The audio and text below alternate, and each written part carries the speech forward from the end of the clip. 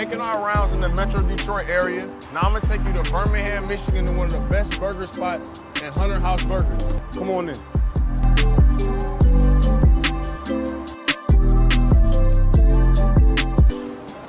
What's up, man? Hey, welcome to Hunter House Hamburgers. I'm excited. I've been coming here since high school, so that would be about 2010, 2011. So. Oh, that's awesome. I'm looking forward. It's good to be back in Detroit, so I'm looking forward to chowing down. We're looking forward to feeding you, man. Welcome back. We can give you some of your nostalgia, you know? Sounds good. Grab a seat. We'll take care of you. I don't need to do no research, I just let the nerds read up. I'ma be a DJ with the nosebleeders. I got them dead fellas with me in the trap.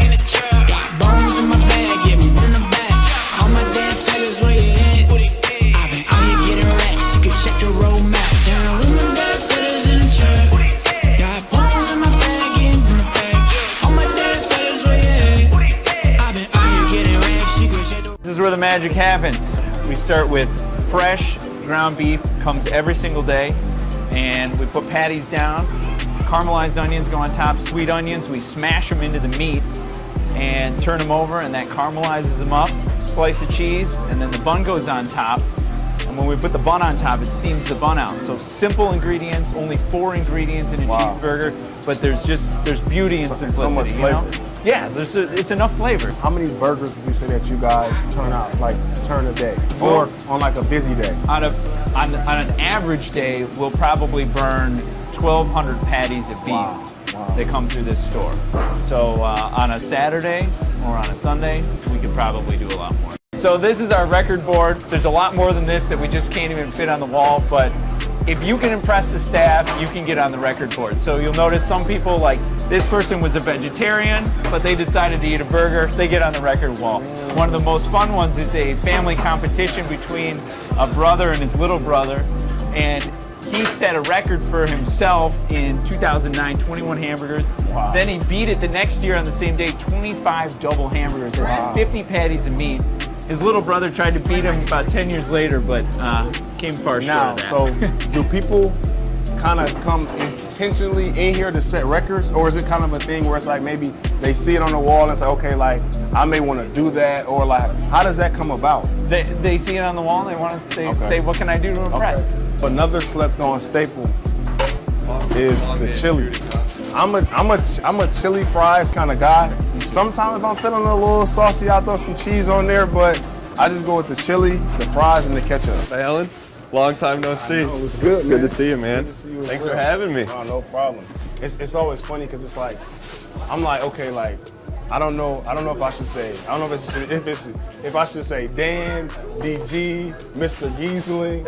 It's a coach. It's been everything. I know it's been, and that's what makes it so funny because like coming back home, you know, I tell you all the time, it's so many like unique stories, and it's like every time I even like see you tweet or something like that, it's like this funny like reminder of kind of like, well, we're sitting here right now at Hunter House Burgers, and it's like if we rewind to what was that 2007, you know, to where my freshman year, Orchard Lake St. Mary's, you're my biology teacher, you know, so. Something, how you doing? What's going on? How you doing? Doing good, doing What good. can I get for you guys? Can I start off with the drink? I normally don't drink soda. I'm gonna go with a cherry Coke. Yeah, there you go. Exact same thing for me. I normally don't drink pop. You call it soda. I call it. You've been gone. I know. You've been Look, gone. That's also that's funny, man.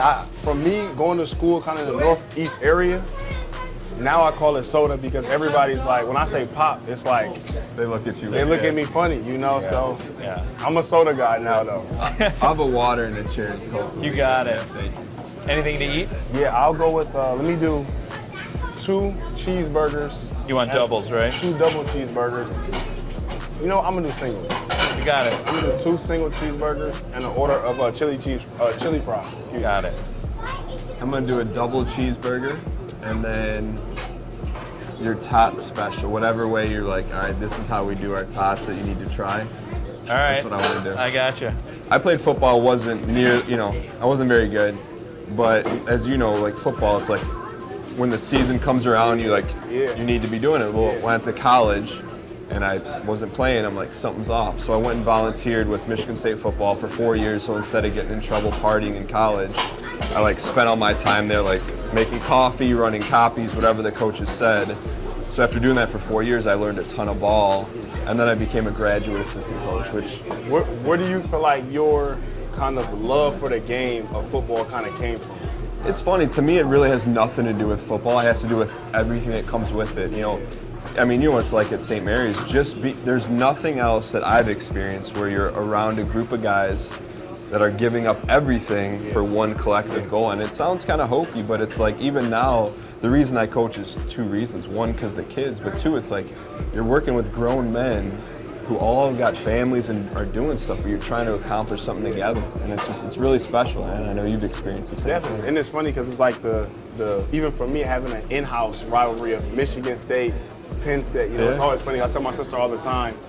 One thing that I hated about my time at Penn State is I never got a chance to play against Michigan State. Well, that's the thing, and you know, I came here like we catch up every now and then, but you know, as a Michigan State guy, I remember being there. We were at 7-on-7. The head coach of State at the time. I'm like, all right, this is the time. They get to see Alan doing this thing. I think you were your junior summer going into senior year, and like you're torching everyone, and I'm like, okay, now's the time where he pulls you aside and offers, and I'm like, what are they waiting for?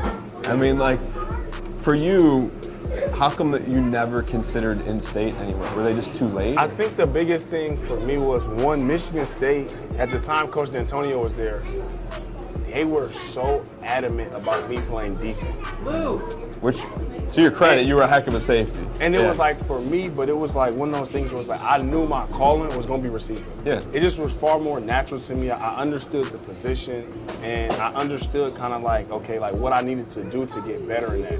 Cornerback was more so, and safety was more so me kind of like learning. But I think what a lot of people don't know is that when you played defense in high school, I mean, you didn't want to see you lining up over because you could cover, but you could also you lit some kids up. I tell people that, and people are like, you played corner, you played safety. And it's like, yeah, I played corner and safety. Back to our freshman year. Now, was that halfway through the year where you end up going? Can you tell us the whole like even how did the Big Brother thing even come about?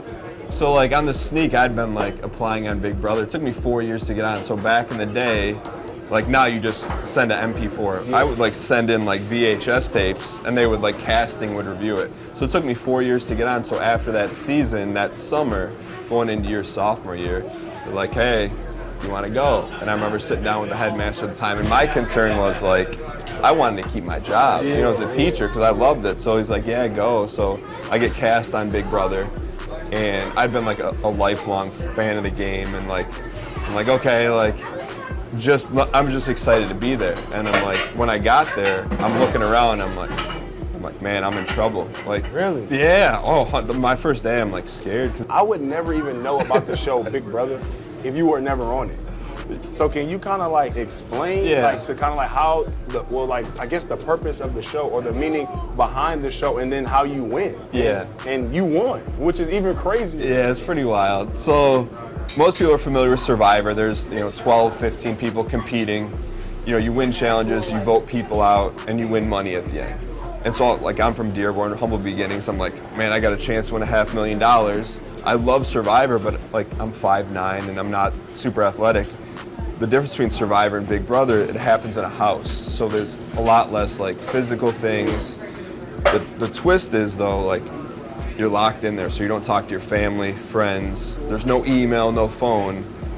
But the flip side is it's not as physical as Survivor. So it's more mental. Once you get on there, you win. And then you get called back to the show. Is that like common? Or maybe for somebody to be called back, or like how did that go about? Did they reach out to you, or like kind of how did that process of you going back onto the show Big Brother? Yeah, so when I won, I won in a kind of unique way, and those shows are designed to, I sometimes think, bring out the worst in people. Like you see people fight, name call, and for me the way I played hard, but I didn't insult people. And I think that like it kind of made me a more popular player because you could win without being a jerk. So I got called back the second time, except this time I'm married, and I'm like, all right, I'd love to play again, but I'm going in there as like a marked man. Outside of the NFL and football, where do you see yourself? When I'm done playing, I want to be an agent, and not just to the simple fact to say that I'm an agent. But why do you want it? Why, like, when you said that, you're like, there's no hesitation in being an agent. Why? It was a point in time where, like, even kind of thinking, like, okay, like, what kind of interests me, like, beyond the game of football, you know? And then I started to think about, okay, like, some of the people who impact me. And it's like, because when it comes to negotiations and contracts and stuff like that, like, I'm pretty heavily involved in, okay, this is the thought process in what I want, and this is the direction. So once I'm kind of like early on in my career, you know, seeing receivers, you know, kind of like crunching the numbers, you know, seeing and just being more interested in kind of like what was going on, like my own personal kind of business side of the game, and then spark. Where does that come from? Because, you know, I'm not familiar with the inner workings of the NFL, but I would imagine most NFL players are just like, hey, take care of this. How is that different for you? I trust my agent wholeheartedly, you know, but it's like, I mean, I also should kind of know the nature of the business that I'm in. You know, I mean, it doesn't make any sense for me to be in this business and to not be involved or to not understand the ins and outs and what's going on. So as I started to learn more about that and understand that, and even have a good agent, you know, teach me that, you know, that's when it kind of sparks in me, because as I started to learn that, it was more so, okay, I saw how this person is actually helping me, you know, in my maturation as a man of just learning the business, and that's something that I want to pass down to other players. Thank you so much. What are those facts? Like, so there's money, but like, I don't want you to negotiate against yourself on camera. Well, what is something that is a factor that's like, okay, I don't need all this if there's this? So it's like, you obviously have the financial part of it. Then a big thing is the structure in the contract. Okay. You know, as far as the years. So like, give me first grade NFL contract structure. Let's say like a 5-year structure. Okay. You know? And even for me being in Chicago, that was something you signed a 3-year deal, right? Yeah. And even for me, as I started to negotiate an extension, that was kind of the deal breaker. Like, Chicago never wanted to come off of 5 years.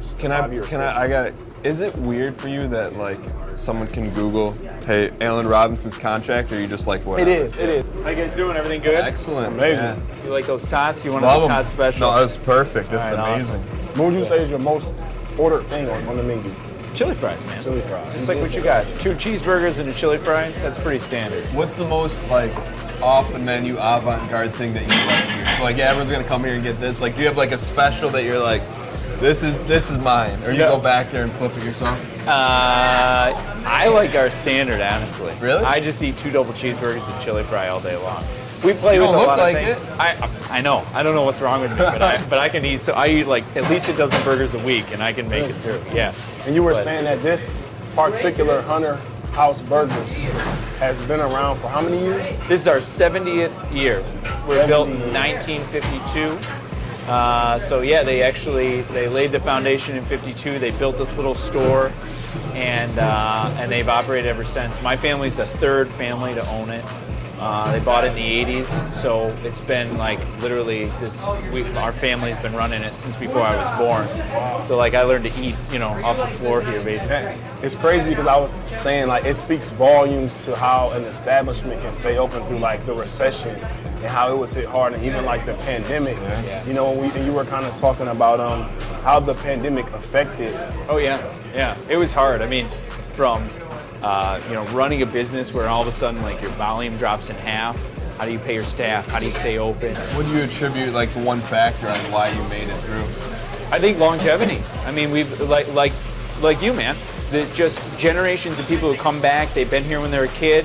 They grow up with it. Whenever you're back in town, this is kind of like the first place you come to. Yeah. And so, because there's so many people who have been coming here for years and years and years, you know, parents bring their kids. They grow up. They bring their kids. It's just kind of become a staple. So meals are good. Can I get you guys anything else? Everything's good. Love it. Yeah, like I said before, I normally don't drink soda, so I'm just gonna leave it at 1. Pop, but that's okay. I know it's ridiculous. Blame the Northeast. Blame the Northeast for changing my slang from me going from pop to soda. So I hear you. So big thank you to the Hunter House for having us, and Allen, thank you so much for inviting me. I appreciate it, no doubt. I don't need to do no research, I just let the nerds read up. I'ma be a DJ with the nosebleeders. I got them dead fellas with me in the trap.